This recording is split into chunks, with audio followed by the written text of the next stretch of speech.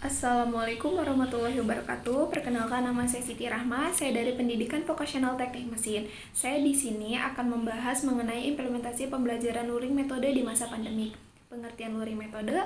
Luring metode adalah salah satu model pembelajaran yang dilakukan di luar jaringan. Dalam artian, pembelajaran yang satu ini dilakukan secara tatap muka dengan memperhatikan zona dan protokol kesehatan berlaku.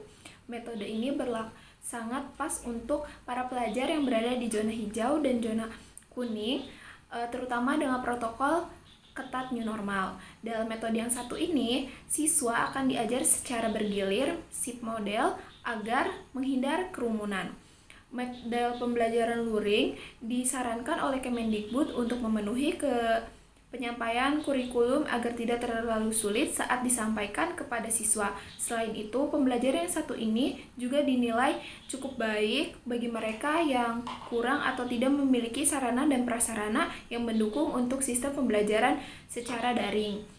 Selanjutnya ada implementasi pembelajaran luring metode di masa pandemik, yaitu pandemik COVID-19 sangat berdampak besar bagi beberapa sektor, salah satunya yaitu sektor pendidikan.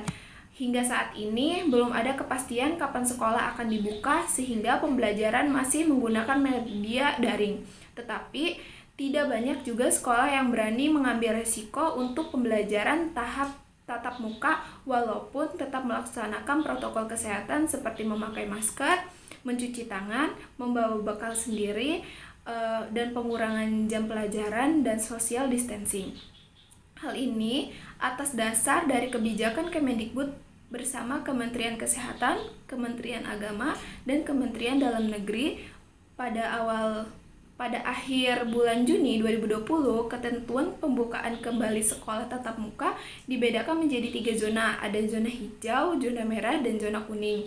Untuk bisa membuka sekolah kembali dengan tatap muka, sekolah harus berada dalam zona hijau. Walaupun berada dalam zona hijau dan kuning, satuan pendidikan tidak dapat melakukan pembelajaran tatap muka tanpa adanya persetujuan dari 4 pihak, yaitu pemerintahan daerah atau kantor wilayah, Kanwil, Kementerian Agama, kepala sekolah. Setelah sekolah dapat memenuhi protokol kesehatan yang ketat, ada persetujuan komite sekolah dan adanya persetujuan dari orang tua wali peserta didik. Walaupun kemudian sekolah sudah melakukan pembelajaran tatap muka, persyaratan terakhir tetap harus ada persetujuan dari orang tua wali peserta didik. Jika orang tua peserta tidak setuju, maka peserta didik tetap belajar dari rumah dan tidak dapat dipaksa.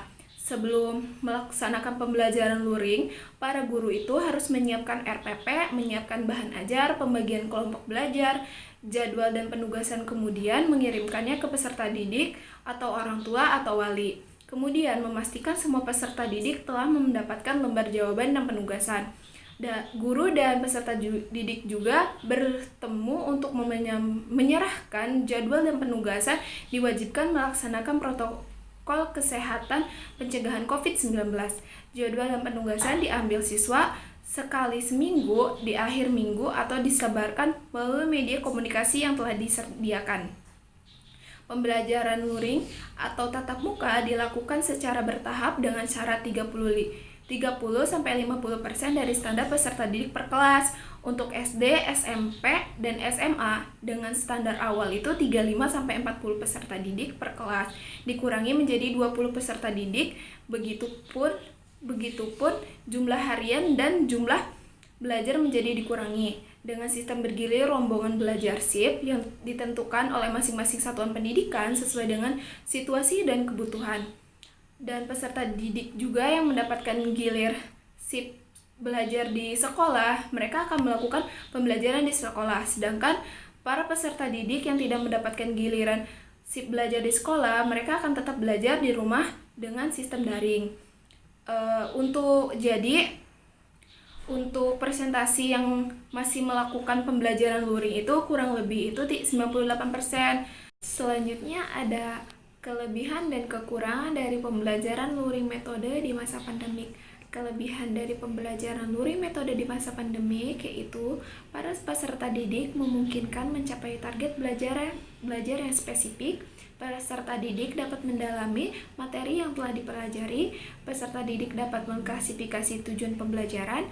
Guru dengan cepat dapat mengukur materi yang telah peserta didik kuasai dan dapat membantu kreativitas guru. Selanjutnya adalah kekurangan dari pembelajaran luring metode di masa pandemi, yaitu jumlah hari dan jumlah pelajaran menjadi lebih berkurang, lebih rentannya terpapar COVID-19 apabila tidak menerapkan 3M, mencuci tangan, memakai masker, dan menjaga jarak. Dan pada saat akan melakukan pembelajaran luring, para peserta didik dan guru wajib untuk mengikuti atau melakukan tes rapid test dan swab untuk memastikan tidak terpapar COVID-19 yang membutuhkan biaya cukup mahal. Mungkin itu saja yang bisa saya sampaikan, kurang dan lebihnya mohon maaf. Wassalamualaikum warahmatullahi wabarakatuh.